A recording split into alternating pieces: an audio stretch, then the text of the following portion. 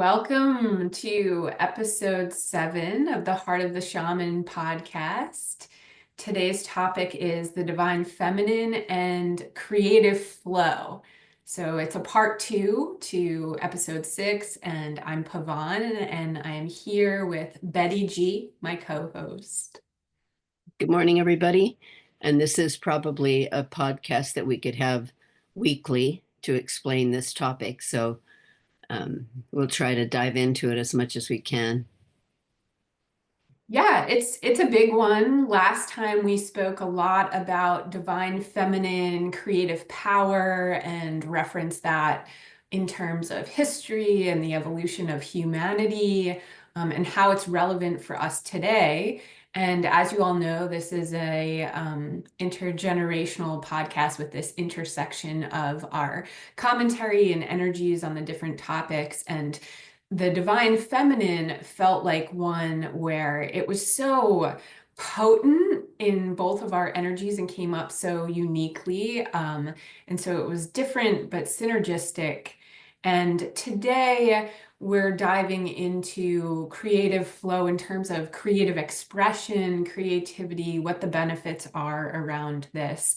And it's also always in that context of contemporary shamanism in the West, which really, this can be applicable for all of us, right? So if you're listening, it's about what tools and techniques, ceremonies, it could even be belief systems, different things can I bring into my life experience?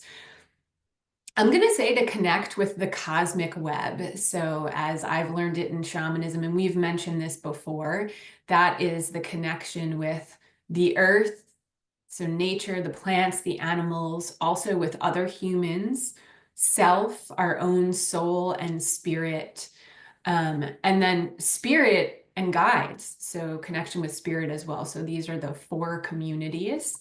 And we are really excited about this today. The energy has been coming through the past couple of weeks in some really interesting ways. And we even had some divine technical difficulty before we hopped on here. So we wanted to share some ceremony because this is going to be coming out right around the equinox energy. And we'll talk about that. And I've got my drum and my rattle. And some of you who, do use Zoom and this sort of thing often may know that those background noises are screened out until you change your settings to allow them. So I did my research, I changed the settings to allow the music, the background, and it's still, you can't hear it. So there's something. Our message is that you're supposed to create your own ceremony and be guided by the divine as to what you're supposed to hear. Apparently, we're not supposed to be able to share it today. Yes.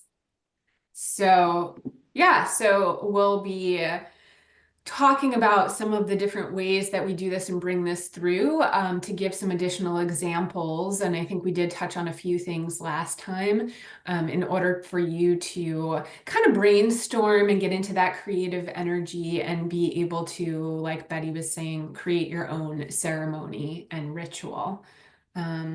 I can definitely start with some of the things that I brought up here. So the rattle that I was just showing, so these are these little egg rattles that I take around with me. They're really easy to transport. And I also bring a drum with me oftentimes when I go places, but of course, it's not as easy to transport the drum. So this is one of the, here's the back. Let me see if I can, that part's not working so well. Let's see. There we go. Well, oh, here we go. There So you go. this is the drum, and this is something that I often bring as well, so I can dive into a quick ceremony. But if I don't have that, there's a good chance that in my purse or my bag, I have some of these rattles. And so it's just a good way to add an element if you're somewhere where suddenly you want to kind of spontaneously go into some ceremony or ritual. And these are also really good for clearing your own energy. So I've got these with me typically, and then also selenite sticks to clear my energy in between any different transitions throughout the day. Um, so that's one thing that I have up here. And then I also have this tuning fork. So this is just an example, but this one is 93.96 hertz, which is the 12th harmonic on the Schumann resonance. So it's a frequency that is aligned with the frequency of the earth. And essentially, this is something that you can use to balance your own energy. So this is the end of the tuning fork, and you just kind of hit it into your palm. This is something that I use in sessions, oftentimes with people, and there's different hertz and different forks. But the reason I brought this one is because this one is another thing that comes with me everywhere. So it's kind of like my, I don't know, modern day shaman kit that I end up just organically bringing places. Part of the reason for bringing it might also be to balance my energy before or after certain situations. But the other aspect is it often comes into play that I'm with someone or something unfolds where it makes sense to use this for them as well. And we have talked a good amount about sound and frequencies. And this is such a powerful fundamental thing that we can bring in at any point to balance our energy and raise our vibration. So you could really also use your voice, which we'll talk about, but having a couple of tools with you can make it really easy to do that in a situation that might have been unforeseen throughout your day. And we have so much coming at us these days. And likely, Betty, I know you have some things to share about that as well, but it's like all of these energies that we're navigating, it makes sense to have some extra tools. You can keep it simple. It could just be a few things. But any resource we have to bring us into those high vibrations and balance through this time period is going to be really potent and powerful. So again, we're going into the equinox and then I'll turn it over. But we're transitioning. We are right on this cusp of winter, incubation, sowing the seeds, coming into the spring season. And there's so much connected to creativity around this also. So not just how do you want to express it, but what has come up, what's been incubated in the winter season that is already there, that's going to come through organically in your expression without you really even having to think about it. This shows up as possibilities, and different, maybe new energies, new opportunities. And the excitement of the spring season is how do we catalyze that? How do we sort of be in motion with this energy? What are the new things that we're going to bring to creation? So I could go on and on, but I feel like let me I turn was it thinking over. when you were talking about the noises, I go to the market or to a drugstore or something, and everybody, all the adults talk in a normal tone of voice, and maybe they laugh, out loud, and but most of the time it's kind of a hum of just voices here and there, and then there'll be a child in the store, like a 3-year old, and they'll just let out a blood-curdling scream, and you think jump, and you think, oh my God. And so a lot of times I will say to somebody next to me, I wonder what they would do if I did that. Like what would happen if you're in the store and you just are frustrated with you can't read something and you just scream out like children do, right? With Right. outside, how they run and they scream, and that's so primal. That is so good for us. That it's Yes. such a great expression of your feelings and how to get that out. Like in the Middle East, when they mourn, when they how they just get noise coming out of them, screaming in grief. Yes. An expression that we have learned to damp down or quiet down and be quiet. And when you're little, they tell you not to scream, but babies don't stop screaming. That's how they get attention, Right. how they feel better to get that out of their body. And so sometimes I would go to the ocean and I would just walk down along the water and look out at the ocean and just do a primal scream because the ocean hears it. The ocean doesn't care. The people on the beach, the waves are crashing, and most people don't hear you anyway. But it's interesting how I was thinking if I'm in the store and I do that, they'll come over and collect me. They'll take me in a back room or they'll call the police or whatever. And everybody always laughs when I bring that up. But isn't that an interesting thing that, we're art by nature, we scream the minute we're born. Yeah. Usually a baby will cry, a scream, not just a little cry. Every now and then they're kind of demure, but isn't it interesting that that's the first thing that we do when we're born? You know what's coming They're up? quiet after that? Yeah, as you share this, I'm thinking also, right, for this is so common in working with people, and I can certainly say it for myself as well.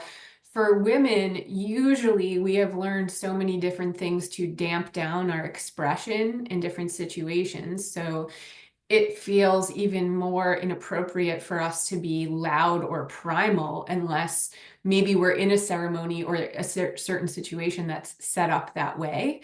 But this also connects to our expression in terms of communication, like communicating our deepest truth. Oftentimes we're screening something around that. We're communicating, but in a way where we don't want to make somebody uncomfortable or create confrontation, or there's some piece where that energy is held back.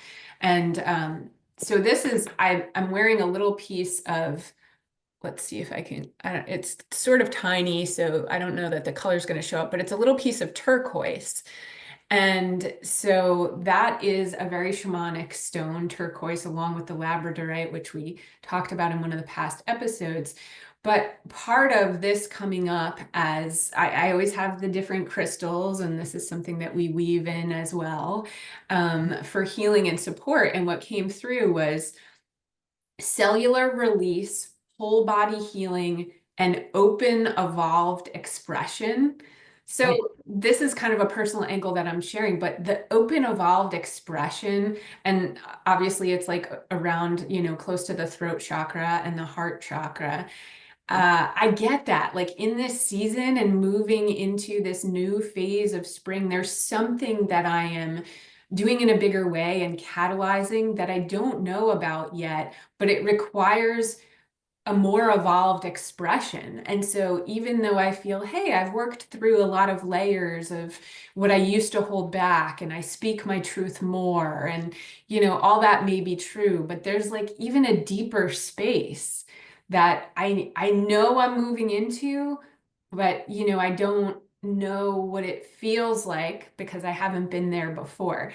And so this turquoise is supporting that open, evolved expression for me. And I feel like likely a lot of people can relate. Again, it's, those primal sounds, I think we've said, yeah, you can go to the ocean possibly and really let it out, or roll the windows down when you're driving on the highway. But there's a heck of a lot more places where that is not going to be well received. Well, even when you look at the monks, and when I was, doing some research earlier this week, I was listening to the and they teach for you to vibrate with Om. That's a vibrational. You can feel it kind of vibrating in your thoracic region, and that's not a scream. Right. That's just a vibration, and we keep that at a certain decibel, when we're expressing that. And that creates a different frequency, that creates a different, connection. And when you think about people in a situation like when there's a car accident and you see them filming it, you hear the women screaming, the men are not screaming. It's interesting. The men will be, hey, or they'll be talking, or they'll go, oh, like, but they don't scream. Women Right. scream. Right. And I mean, it's interesting because, you don't think about the fact that we have been taught not to express like that. And when I attended the I Goddess Fair um, in Charleston, they had an African group and they had amplified drums that were just, I mean, it was the most enticing and the most exciting sound that I've ever heard. And the women were just dancing primitive dance and banging on like a stick on I don't know what it was, like another piece of wood, and they would just scream, and it made me want to do that. And I just thought that would feel so good. And they were dancing and they had, they just were so beautiful and so Yes. free, you know. Yes. And I think that there's something to this because we've all been kept inside. And now that we're, post pandemic, a lot of people wanted to scream during the time that they were confined. And it made them want to scream and get outside and be able to do things, and they couldn't do it.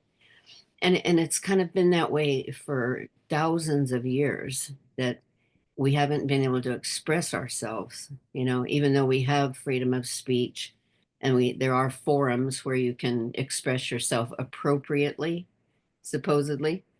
But when you think about Right. this is a very basic thing. When you start your life screaming, I you love that. Right. Of and course. yeah, and you think, babies cry, and you want to do something to silence them, to make them happy. You want to please them. You want to make sure that their diapers change. You want to make sure that they're not hungry or that they don't need to be touched or whatever. And this is a thing that, a lot of people need to look inside and find out what they are not releasing, like what they are not eliminating from their inner being that needs to be expressed. And whether it's doing it in a creative way with art or running or going to the beach, or, like I said, there's a million ways we need to get in touch with our inner voice and express it. And I mean, I don't know what people will find, but I know that there are people listening that will understand what I'm talking about. So just for a second, getting back to the turquoise, because this is coming through as so relevant. So, the first piece is about cellular release and whole body healing. It's exactly what you're talking about.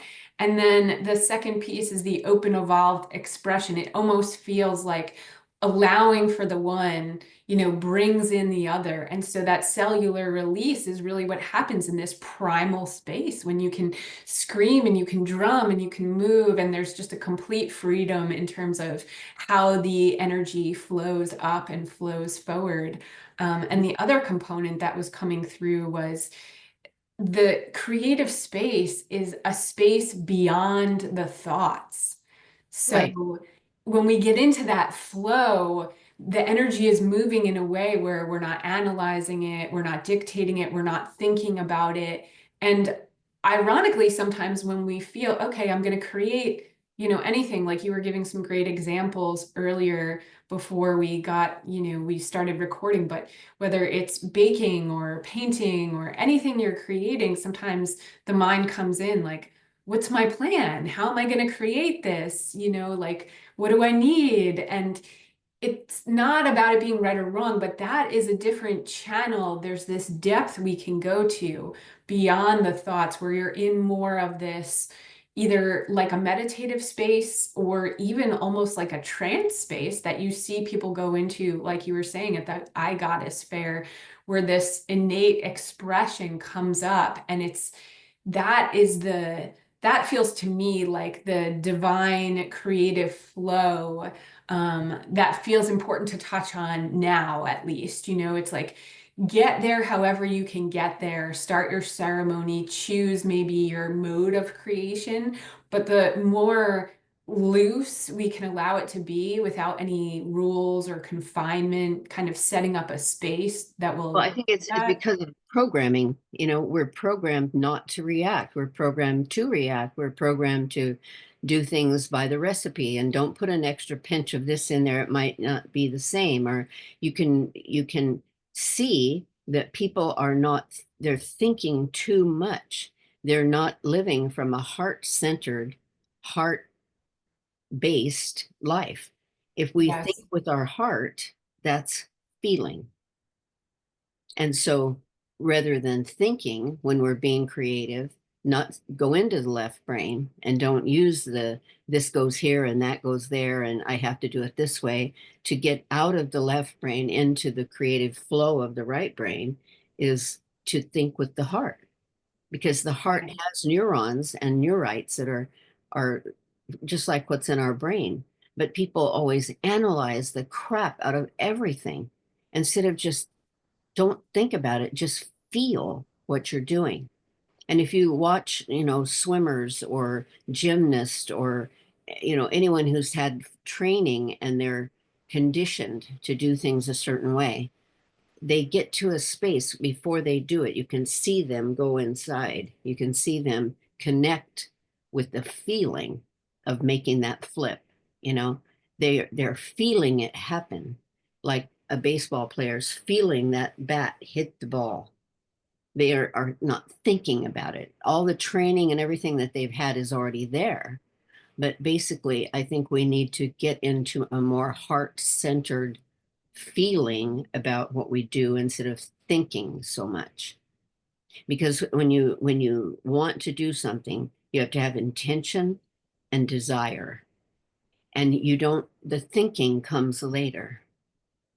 You just have intention, you have desire, or you have the desire and you have intention, and you don't have to think about it. Right. You do Well, and something that is from your like heart. the seed of creation, right? So so many intersections always with what we are going to be discussing on the next podcast. And this morning, I went into a journey meditation, and the space it took me to eventually, I saw these. So, this is like a symbolic and visual representation of the energy, right? Like, I saw these two seeds that I had already created in this purple energy go deep down into the center of the earth. And then there was like a flash of white lightning in each seed. And it just felt like, aho. And so it is, like it was showing you've incubated this, you've anchored this, you've created it. You don't even have to know what these seeds are in this journey because you already do know at a soul level. And then this is what comes to fruition in the next season. There was some comfort in the journey of the awareness that these new energies and things are coming forward. But a lot of times we want to know the how or, the what, or some pieces that are not relevant yet. But again, just sharing that this journey experience, it was bringing in the divine feminine energy. It was confirming it for me, creation, even something around who else is involved in the creations, right? We're not doing anything just like in our own little bubble. So that felt great because I just can be in a space of awareness throughout the season, and what comes forward, just take action based on what comes forward and what fits. Well, it goes back to not attaching to the outcome, just having faith. Yeah. Again, the heart we're talking about, Yeah. and talking about the third chakra, your speech or your thought, your thinking coming out of your mouth with words, Yeah. and you're thinking about your heart and the connection between, what you say and your heart. So what we're moving toward in this dimensional shift, from with the planet and everything that's been so crazy lately, and the energy has been just all over the place for people. It is moving to the fifth dimension, which is a heart centered life. It's living from the heart and caring and creating and loving and sharing and compassion and all of the things that come from the heart. And that's what we're moving toward.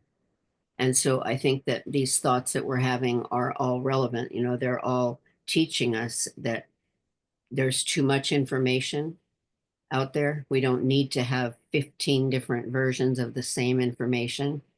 We need to go inside ourselves like a shaman would, like we've talked about, and find what we need to know that we already do know. We already remember. If we allow ourselves, we will remember because we've been here before. And so these memories are things that we can summon. We don't have to get 15 versions of it on the internet. We don't have to ask other people. We don't have to validate it or check it.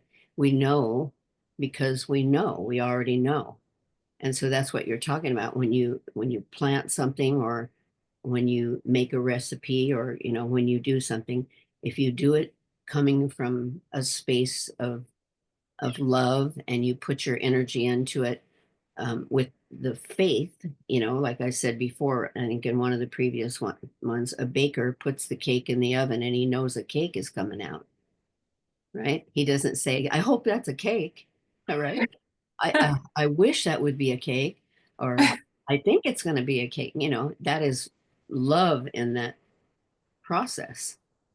And so it's kind of how we have to approach this spring, because there's going to be a lot of things changing and a lot of things new, and yet they're going to be the same. They're going to be just like when an eagle lays eggs, they don't fly away. They lay the eggs and they start to incubate them. And they start to hatch those eggs by staying on them. And that they don't have the internet. They don't check it out to be sure that's how eagles do that. We would have to do that. We would have to say, how does an eagle bring another eagle into the world?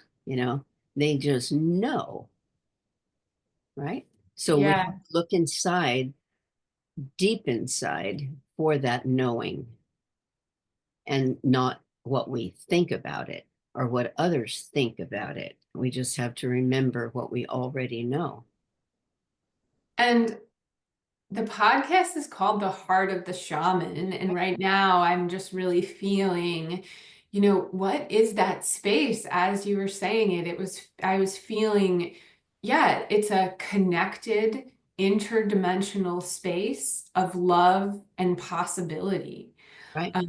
And we are in this space where not only is the first day of spring in a few days and we're transitioning seasons, but as we've discussed, we're transitioning into this next dimension with the earth. And it feels like there's almost a split where, you can go one way or the other. And depending on how mired you might get in thoughts or fear, that's going to be some lower vibrations, just to keep it simply, of the direction that you go. But ideally, if it's, from this heart-centered space, one angle of that feels like the mind is being filtered through the heart space. So what does This is this the look like? divine feminine. This is where the Yes, divine feminine is coming in, yes, even in males, yes. that are pretty balanced or already pretty aware. It's still going to have to be more of the divine feminine going forward, because that is where the creative, compassion, nurturing, that's where that comes in. And the right brain is going to have to be balanced with the left. Men are basically more left brain. They, how you put the car together and how you drive it, and it's women are thinking about other things, or expressing other things. And this is going to balance, I think. It's what needs to be balanced overall in the world, not just individuals, but it needs to have that view or that perspective of a matriarchal society where everyone is nurtured and everyone is cared for and about. And in matriarchal societies in the past, that's what happened. Yes. One was cared for, everyone was considered, everyone was equal, and they were cared for equally, like a male child and a female child. They weren't discriminated against. You treat them like a child, like they have needs, and you meet those needs. You don't do it based on what gender they are. So you're a matriarchal approach or a matriarchal, um, society, there won't be that type of thing. It'll be everyone is considered, everyone is treated the same. There won't be this division, that's been there for so many thousands of years, where the women were suppressed. And I can feel in the collective, even in this year in 2025, there's going to be some real potent shifts around this. But, this recalibration, if you will, it happens over the next several years as well. So this starts to be something that we're more and more attuned to, where we see the examples in our own lives and we adjust accordingly. One thing that you mentioned earlier that we discussed last time also is all of this information that's available to us. And, information in itself is neutral, and it can be positive or negative, but when we are making this shift to filtering through the heart space and that divine feminine energy versus coming from the mind, I think something that is beneficial and feels directed is to create some boundaries and screen a lot of this out. In the evenings, my husband has some shows, and of course now it's March Madness and basketball, some things that he tunes into and likes to watch. And so when that's going on in the evenings, obviously sometimes these commercials are popping on in between. And I'm sure, Betty, you can attest to this has just changed so much over the years, what they are and sort of what the information and the messages and like the subversive messages are and all of this. There's just a lot around medications to take and fast foods to eat. And, as far as any commercials that might have some sort of more neutral message or a message of hope or be promoting something that's actually healthy or good for us, it is extremely rare that I see anything like that. So that is just like a real concrete example. Okay, it's coming from social media, it's coming from the news and other sources of media and commercials. And how can we cut this out, tune it out, redirect our energy? And we need to have practices every day where we're in the heart center, so that begins to become more natural and more the space that we're coming from all the time. And I know with those commercials I've probably shared with people, I know this based on sometimes we'll turn the volume on for a short period, but my husband has headphones that he wears so that it's really like silent for me. Mhm. So Well, you that's can mute something it that, out. You can mute it out because if you notice yeah, the amplification, the volume goes up. You can be listening to people whispering to each other on a movie, and then when the commercial comes on, it just blows you out of your seat. right, So right. loud. And this is about money. This is about sales. And that's why they call the soap Yeah. operas soaps, because they used to sell laundry detergent and dish soap. And what the question that I always have is, would we not buy dish soap if we didn't see it advertised on television? We still would have to go and buy dish soap. We still would have Well, to go and buy laundry soap, you know? one thing that I learned years ago in some kind of business media oriented class that I was taking also, which is kind of obvious after, a period of time of tuning into things, is the things that need to be advertised more are the things that are less natural and less good for us, and we're not going to intuitively be drawn to. So it makes sense that, Burger King and Coca-Cola and all these new medications for things that you don't have, but now you want to check with your doctor to see if maybe you do, like all that sort of thing. There's not a lot of commercials for like apples, you know, like people are just they don't need a commercial for that. You're gonna eat apples. Right, right. So that's very basic, but it's always been a rule of thumb that stuck with me. Anything that needs to be advertised more or excessively, you can just draw an X through it. There's a reason for It that. out. Yeah. Well, Yeah. and being discerning, we if you're conscious of this and someone hears us say this, it might bring it to their mind where they may not have really been aware of it. If you're conscious of it, you can do that with people. You can not listen to people that talk about negative things. You can end the conversation. You can walk away. You're not forced to accept that, what other people think or how they express themselves to you. And the same thing with muting the commercial, or my dad would mute the commercial because they were so loud, and he didn't want to hear the jingles and everything. And um, it's interesting that we will sit and listen to something that we know we don't want to listen to. We already intuitively know we need to walk away, but for some reason we feel like we need to stay there and listen to that person or that conversation or whatever. And I remember I heard this thing is like and it was kind of a joke, but it reminds me this person is talking to someone and they say, you know what, I just thought about something. You're boring and I have legs, and they walk away. And it's like it's so simple to just not listen, to just walk away, Right. to just stop putting that into your brain and this programming. If we don't allow it, how can And it then, go on? you know, a part of this too is creating this space, and it's coming through in a two-fold way. Last time we were talking about creating regular daily ceremonies and rituals, and also your own sacred circle. And that's one way, if you're able to do that on a daily basis, however it works into your schedule, to literally create the space where during that sacred time, you can bring through creative energy. So it looks however it looks for you.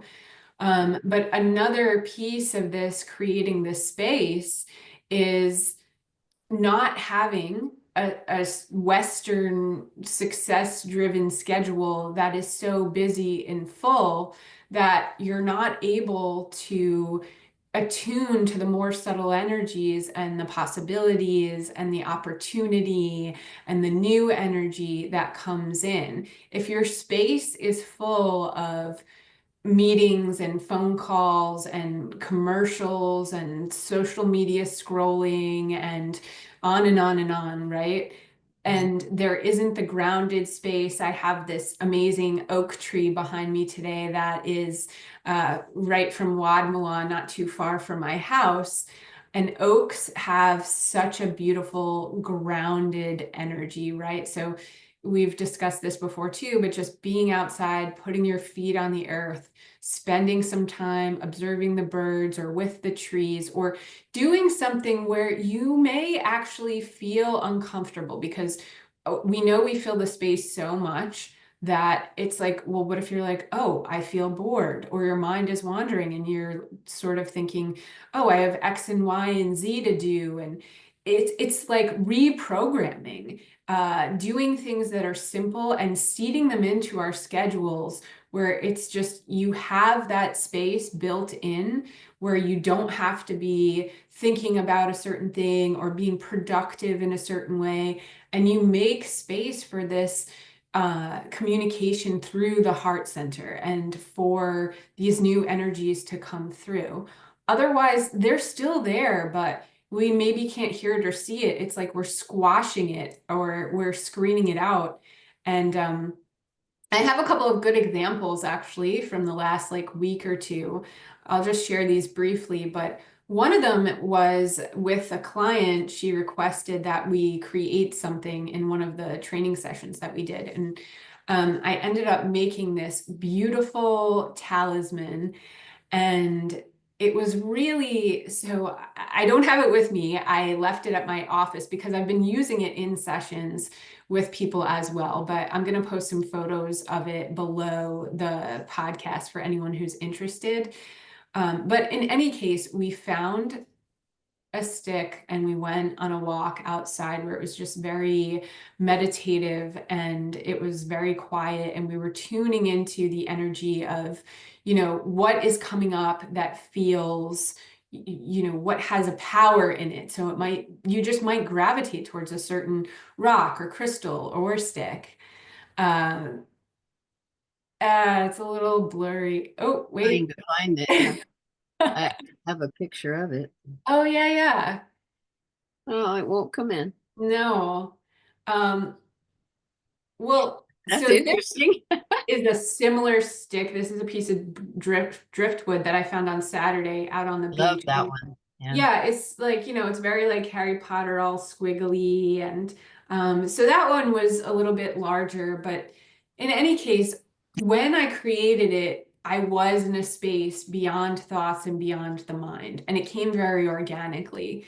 This was actually after I had done my session with her and I was at home and I had my found sticks, my found objects, and suddenly I'm looking for a box of bead and wire and leather that I had from years ago that, was like in a closet somewhere, and I'm digging it out. And then I've got all the materials and I start winding the wire around the stick.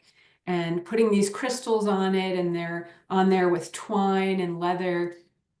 But essentially, it was very meditative. And in the end, it all made sense. So I wasn't thinking about, let me make sure I put this crystal for this property or this material for this property. There were no thoughts.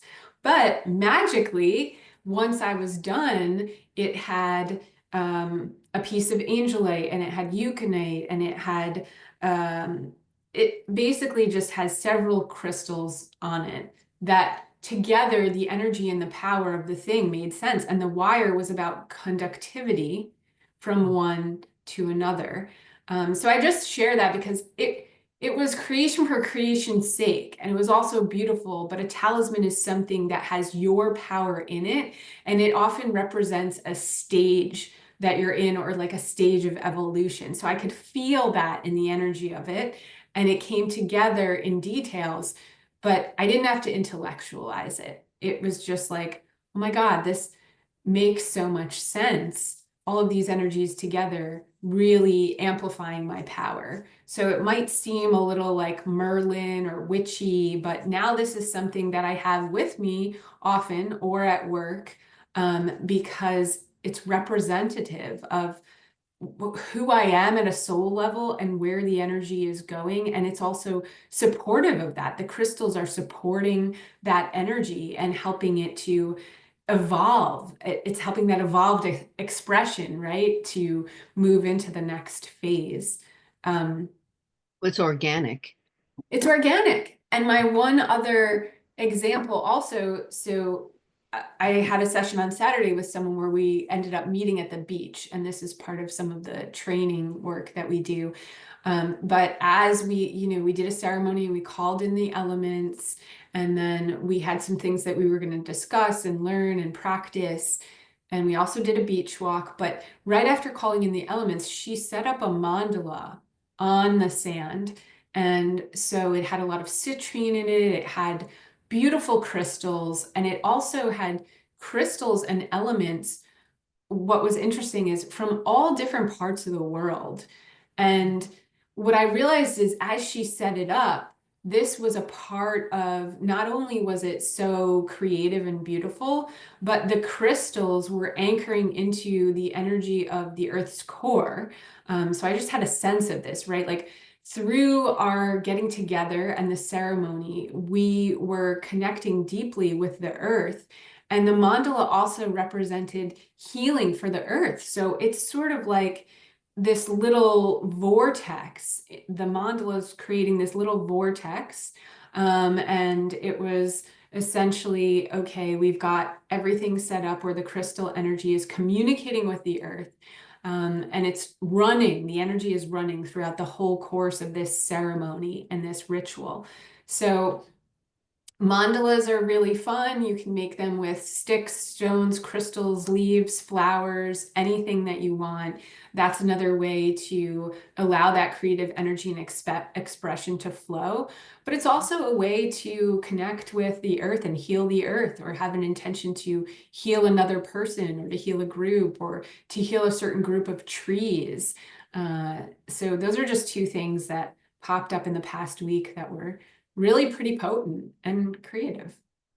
I live in Ventura County, and Thousand Oaks is a city just 10 miles south of me towards Los Angeles. Mhm. And the hills are covered in oak trees. Of course, that's why they call it Thousand Oaks. But the interesting thing about an oak is an oak tree will never grow in the shadow of another.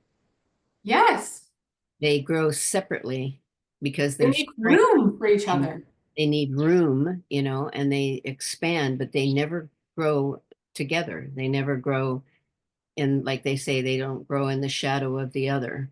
And they come from a tiny, tiny acorn, Mm. like a little seed. And so when you look at that in nature, and you like just looking at the majesty of how strong they are, and how the wood is so beautiful when you make something out of the tree, furniture, I've always been drawn to oak. It's such a beautiful wood. When you think about individuals, we can be close to people, but we don't have to be right next to those people to grow. We can help each other, we can support each other, we can be near one another, and we can put something into, like, create something that's very small that can grow into something very large and very strong.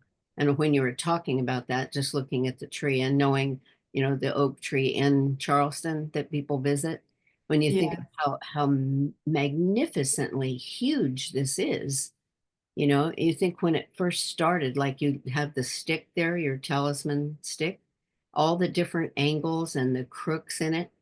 That's kind of how we are as we grow.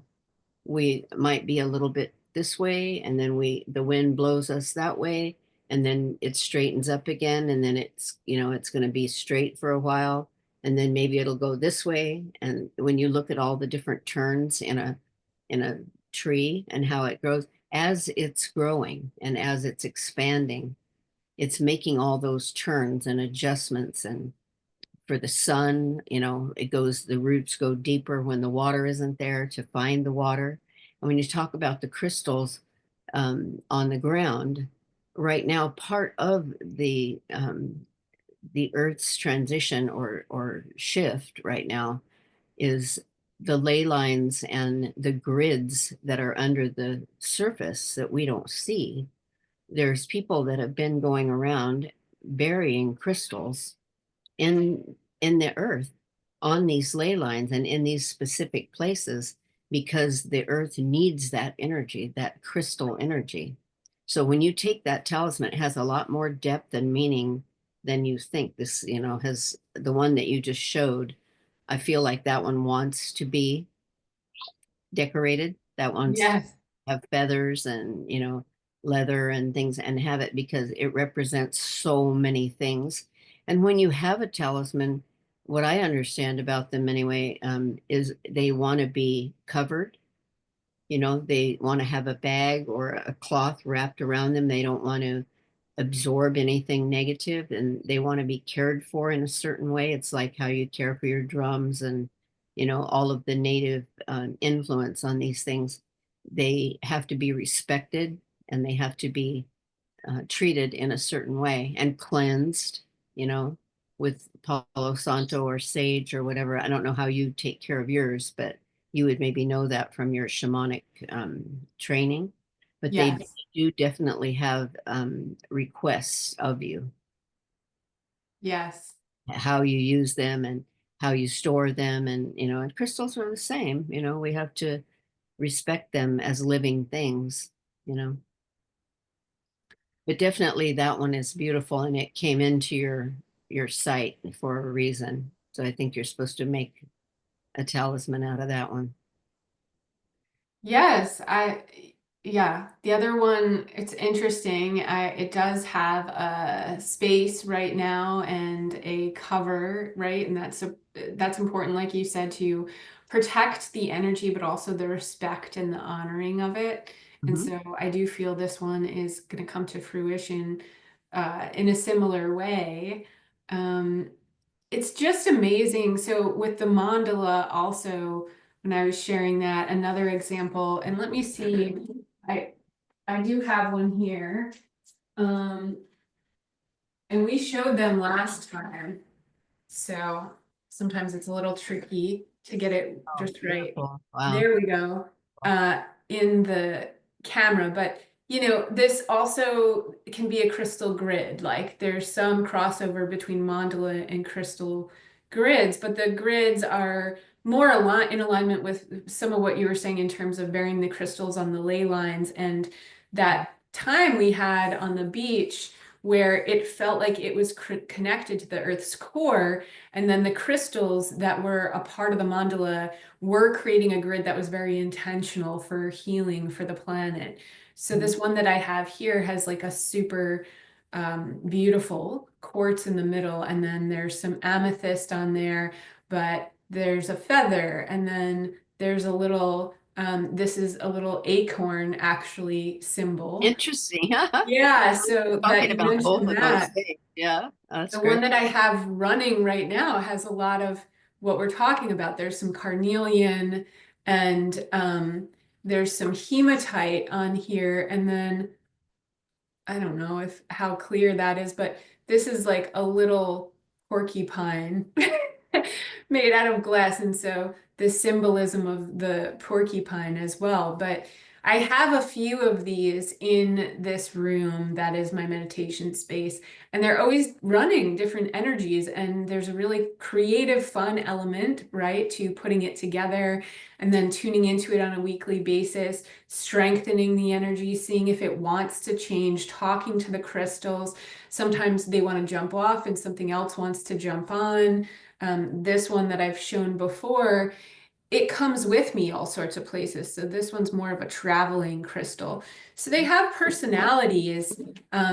But again, this is a great balance of creative flow. And then you, over time, begin to feel the energy more. So that's something that I can definitely say for myself has been significant. So there was a time that, people told me about the crystals and I couldn't really feel the energy. I had to just take their word for it. But over the time, as I've developed relationships with them and, practiced, there's some citrine on here also. Um, Now it's like I can feel the vibrations. I can feel such a strong life force energy and different qualities coming through. And I have a lot of clients or people who have shared with me over time that that's been the case for them as well. They went from maybe not having a sensory experience with it to suddenly they're like, oh my God, I pick up the quartz, after I've cleared it with the selenite disc or it's been in the sun and I can feel like this energy, this pulsing. So that's a really cool experience because I would say it's validating, but it also adds this creative element where then you just want to play more and do more and connect more.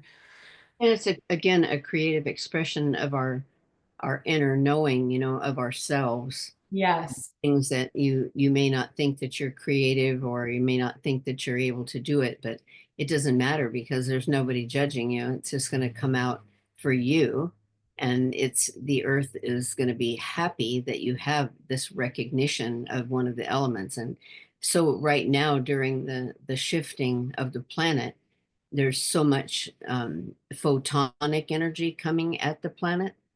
It's like a Right. photon belt that we're going through, and this photonic energy, a lot of people are experiencing um, symptoms of what they would feel is disease or illness or all these negative things that we don't want to talk about too much. But it's really us getting more connected vibrationally to the frequency, this new frequency of Mother Earth.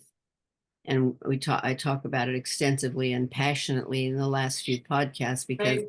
I get very emotional about it because I have such a tremendous love for the planet and for the animals and for the things that are on this planet that we need to preserve and that we need to protect and use, and not in a negative way.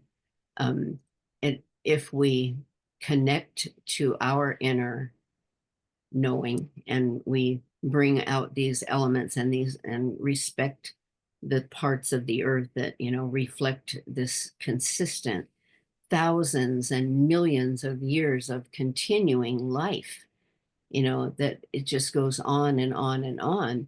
We can still go on and on and on too if we recognize those things and we get to that frequency. So people don't need to suffer, they don't need to feel that these are illnesses. It's just a recalibration, like you spoke to earlier. Our bodies are upgrading. It's like, and if to put it into maybe a different generation of understanding, it's like having a phone and needing new software, and the hardware is just too antiquated to accept the new software. So you have to have a new phone, you have to have a new piece of hardware to be current with the software. So, and there's crystals involved in computers. So again, we're looking at those are technical metal pieces of junk, but they do have crystals in them. So you think about getting a new phone so that your software will function and you can connect, that way. It's what the earth is doing right now. She's upgrading the hardware and recalibrating so that the software that is needed right now can be implemented. So what we have to do is recognize that these things will pass, these feelings and these dis, Mhm. uh, you know, um, uncomfortable feelings and anxiety and lacking of understanding and confusion and what we call chaos is all part of this recalibration. And I've talked about this extensively, but we have to pay attention to what the earth needs for us to do and not be so self centered. We can be self loving and self thinking, or we can respect our feelings and what we bring forward. But we can't just think of our individual needs. We have to think about this planet. And in order to be in the frequency of the new dimension and the fifth dimension, the loving, caring, heart centered life with peace and harmony, this is coming to fruition now with the equinox. And it's been some people I've shared this information with that I felt would appreciate it and would know what I'm talking about or why I want them to have it. I hope so. I don't want to say hope. I trust that they will, but it's definitely time. Am I kidding? It's definitely, she knows it's time. The animals are very, very anxious. They're walking around recognizing the changes in the energy, and you can see it in the plant and the animals, when you go out in nature too, they're wondering what's going on. But in order to vibrate in the frequency of this new earth after the 6,000 year cycle of the Kali Yuga, if you're interested in Hinduism or if you believe in this type of thing, it is now time for 1,000 years of peace on this planet. A welcome. I welcome that. I've seen a lot of years of wars, and have a lot of people in my family that were in those places, and to think that this could be a beautiful, loving, peaceful, harmonic, transition right now for people to feel how it's going to upgrade everything. It's going to be cleaner. It's going to be, the planet is already experiencing that. And you mentioned, there are things that are happening. We always talk a little bit more of the negative, of what is bad and what has happened and how it's been degraded. But there are people going through extreme measures and putting their heads together, these brilliant people that are making it better already. They're doing, you Yes. mentioned about the plastic in the ocean. Yeah, yes, because we had talked about this a couple of times, just giving some reference points. There's a couple of nonprofits. One is called the Ocean Cleanup Project, and the other one is the Ocean Blue Project. And they have cleaned up over like 2 million pounds of plastic in the ocean, one of the nonprofits.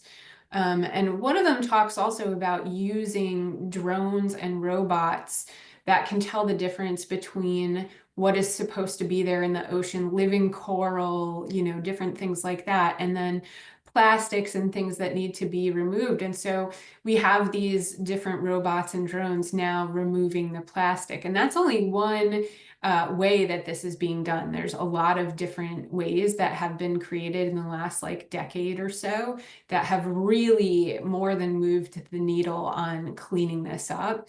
So another thing that is pretty cool is, the ocean piece. it was one that I wanted to highlight in terms of what is happening that's positive and what nonprofits are out there. Being in Charleston and living by the water, and Betty's in California by the coast as well. So maybe there is a real personal resonance there. But these nonprofits also have like ways that you can get involved locally with them, or you can simply connect with your local, typically it's like the parks associations, or look up the nonprofits in your area. And again, there may be different ways that resonate for you to get involved or support the positive changes that are happening. But there are always people that are getting together in groups for ocean cleanup, and even to set up areas that protect the wildlife. So right now in Charleston, the piping plovers are nesting, and there's always, if you go to the beaches, there's signs about leaving them alone and allowing them to be in their natural habitat. And there's areas that are cordoned off so that dogs don't run through and step on their eggs. They have these like little teeny tiny eggs, for example. And there are some similar projects for the turtles and turtle eggs. And so there are opportunities for people to get involved locally to help protect the wildlife in different areas as well. But the ocean cleanup and the ocean blue projects are two that might be worth checking out, even if just to read some of the positive research and things that have happened. So I think, And we talked about, I've talked about before in the other podcasts about paper towels and about using rags, and you can turn yes, old wash rags or dish towels or whatever. You always are doing laundry, so you use rags to clean things up, and you can wash them instead of using the paper towels. And the thing I didn't mention was reusable plastic bags for storage. We don't have to throw a baggie away every time we store something in the fridge. They have washable plastic bags that have zippers that yeah. you can use those. And And when compostable the ones. I have, compostable ones, yeah. yeah, and that's a really big one that was coming next. But the other thing is when you go to the store, you buy these mesh bags for your like corn, or if you're going to buy beans or lentils or something in bulk, you put them in a bag and take them home and you put them in a jar, and then you take that bag back to the store, and you don't use a plastic bag every time you want to buy a little bit of something and then throw those away and let them go into the atmosphere. The other thing is shopping where you can buy in bulk, get one thing or 10 things, but no clamshells, no plastic packaging. If you look at the amount of rubbish that you can cut down on in your own personal life, it's amazing what comes out of one house. It's just overwhelming. I watch it all the time, and you think, how can I reduce that? How can I not add to the landfill?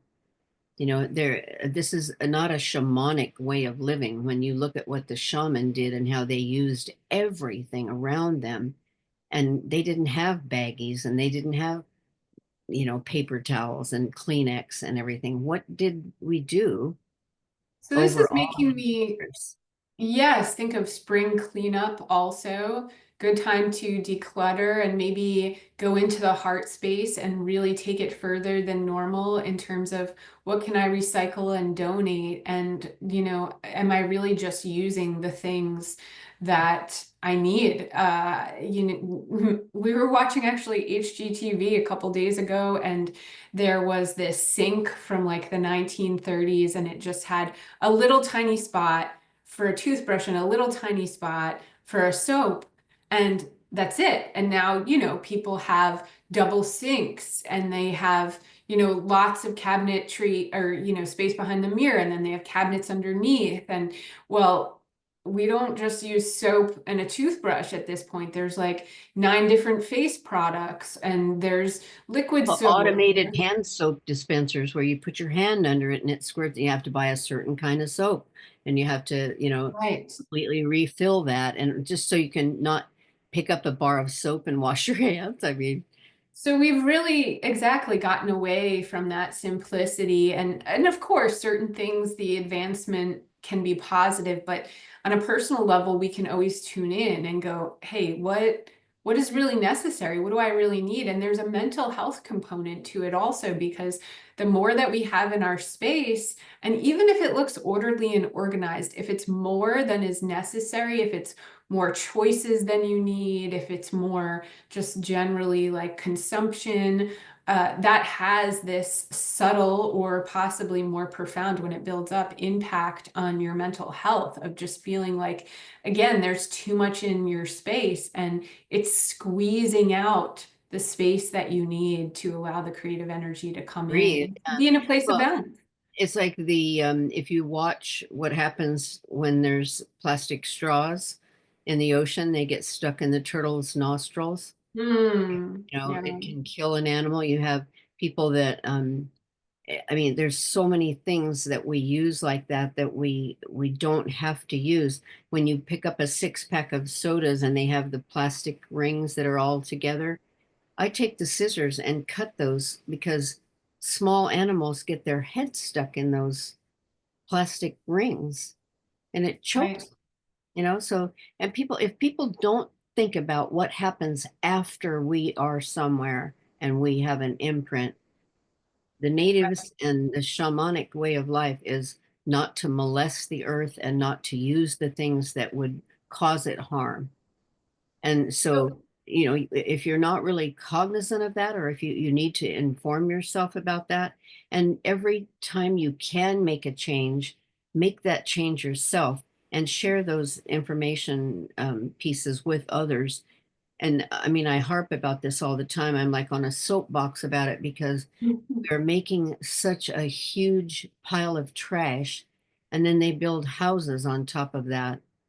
We need to have the connection to the core of this planet with under our feet. There's not 25 yes, feet of trash. right. It has to be the earth and the grids and the crystals and the core. And when you put your feet on it, you can feel the vibration of the planet, not, you know, concrete and all of these things that we've changed the feeling, the vibration of it. And And it feels like it's choosing your lane in a way. So it doesn't have to be so complicated, of course. And you know, we're pointing to some simple things to start with.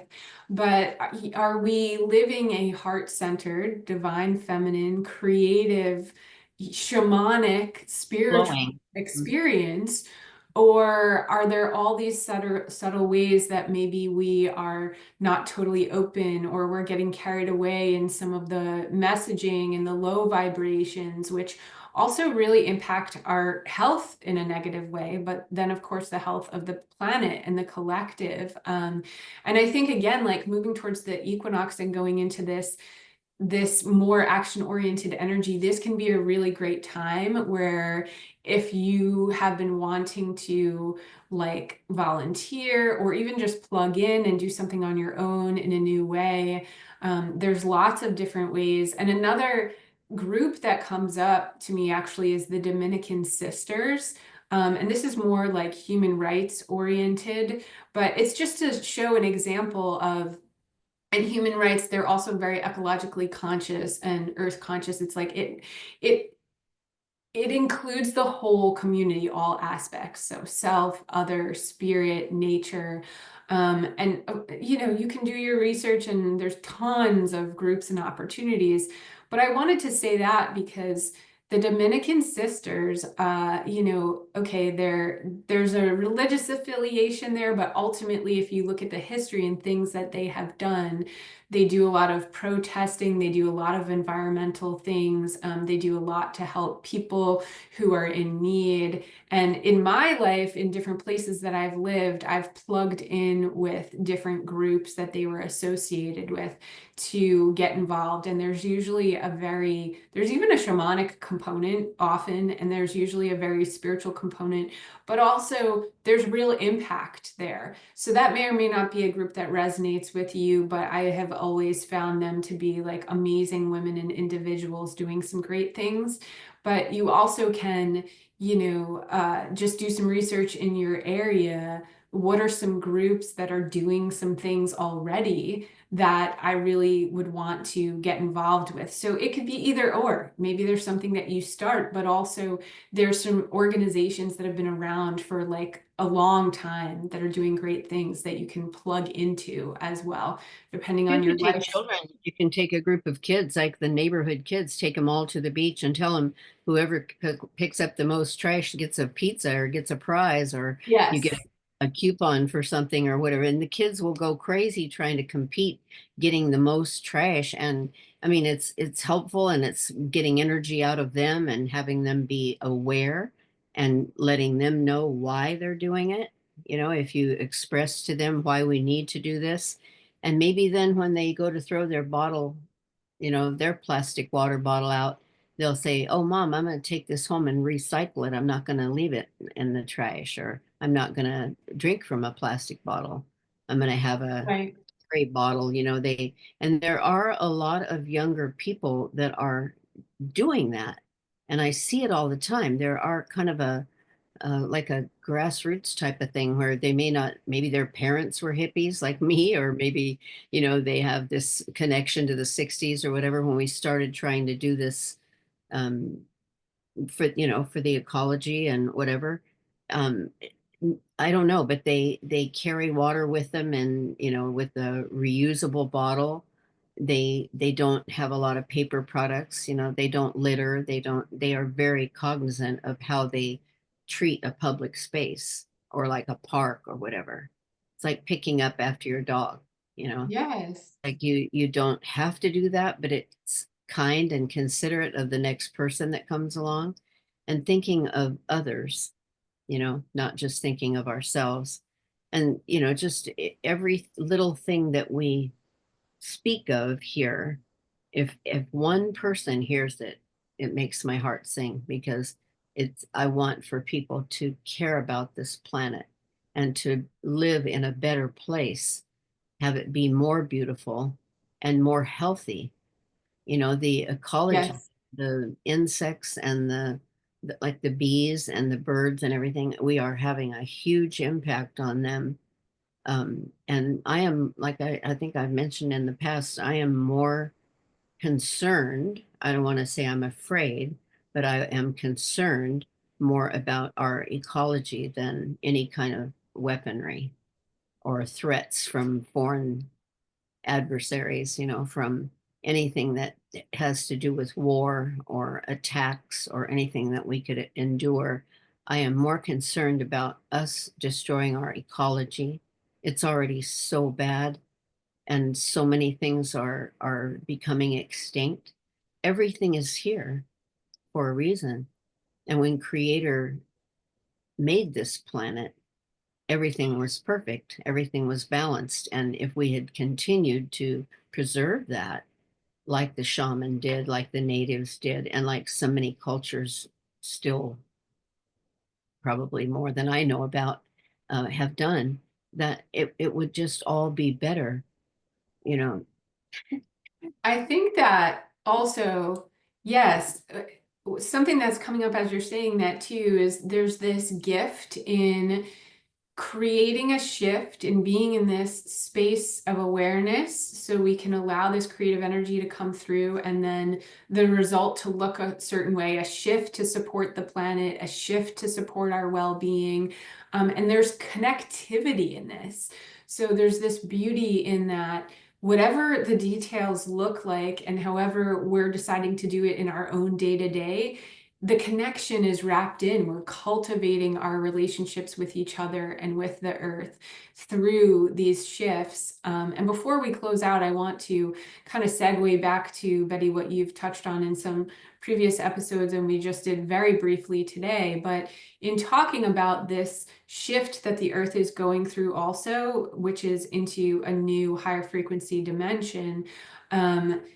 Our bodies, and we've discussed this, are shifting as well. And so a lot of people that you talk to, oftentimes you are counseling them around these ascension symptoms that they're experiencing and allowing clarity, lending clarity to them in terms of, what is something that is manifesting differently and something physical that you need to address in a different way. And what is a symptom of this shift? Our bodies are recalibrating along with the recalibration of the earth. So the important piece there is we're evolving together, and as within, so without. So whatever is done to the earth is done to us. We know this, but also I think it's important to recognize that this is something that we're in and it's happening.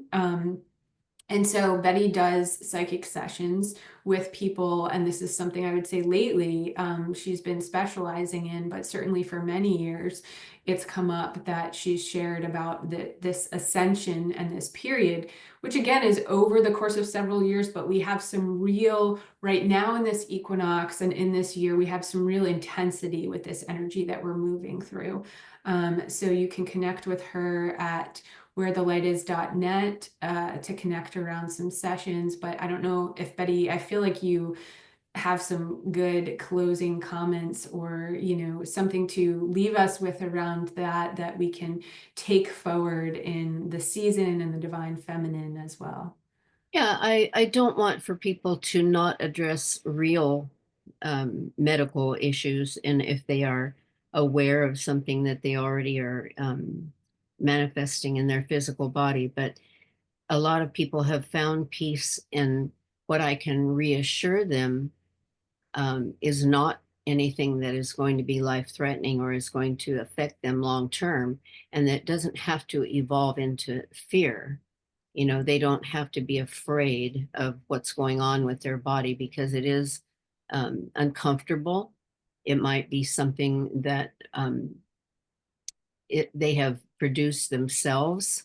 It might just be um, anxiety from their lifestyle or events or things. But in most people in the last 3 or 4 years that I have done readings for, I don't see anything actually in the physical that is medically threatening them. It's the adjustment because they are no, probably more light workers and star seeds that are here that contracted to be here during this time and that are here to share this experience of the upgrade and the shift of the planet. And if they can be reassured that they're physically okay, I'd be happy to be able to, help them and give them that kind of peace about um, how to approach it. I think that, if it's a real medical issue or a problem that they, but most of the people have already exhausted their connections with the medical doctors and testing and things, and they don't find anything because these are symptoms. And Right. that's a person can overcome this. And once you get the fear out of the way, if you don't live in fear, then you can focus on what you are actually here to do and get more in touch with that. And I usually recommend meditation or introspection, soul searching, whatever you want to call it, looking inside to see what's out of alignment with you. And we've talked about this. It's a very Yeah. shamanic approach. You look inside yourself and see, how do I align with what's going on with this planet? What crystals can I wear? What foods can I eat? How much rest do I need? How much hydration do you need? What you need to do to your physical body so that your spirit can thrive and you can help the planet and be a part of this new peaceful world Yes. coming. And so, yeah, I would be happy to do, any kind of reading with anybody that connects with me for clarity and, just general things that would come up that maybe they're not aware of. So Good. appreciate you Yeah. saying that. Mhm. Well, so we're coming towards the end here, and people know you can find me at pavanserona.com. A lot of the work that I'm doing is connecting with our guides, connecting with spirit, bringing clarity to not just our life's mission or journeys, but also reconnecting to that, sometimes anchoring it, clarity on the new directions, all of these good things. So you can always learn more. But Betty, do you want to lead us in the closing for today? I feel like we covered so much, and Yeah, I'm I want looking to forward encourage to, people to get out there and scream and do whatever they need to yeah, these feelings out because maybe somebody will hear you and maybe they'll scream too, or maybe you can just get that out of your body and all of this chaos that we're absorbing and yes. this, negative energy and just get rid of it however you need to. So make some noise and don't be afraid of who hears you. And let us know, what else you might want to have discussed or learn about, or just simply comments on some of what we discussed today. So Questions? Anybody that might have questions, we're, open to that. So, and thank you for today. thank you. So may we sit, wait, I'm sorry, may we meet again, sit in circle, tending our hearts, cultivating our shared love and joy, supporting the ascension of our beautiful planet. Until then, our light to yours. Aho. Aho.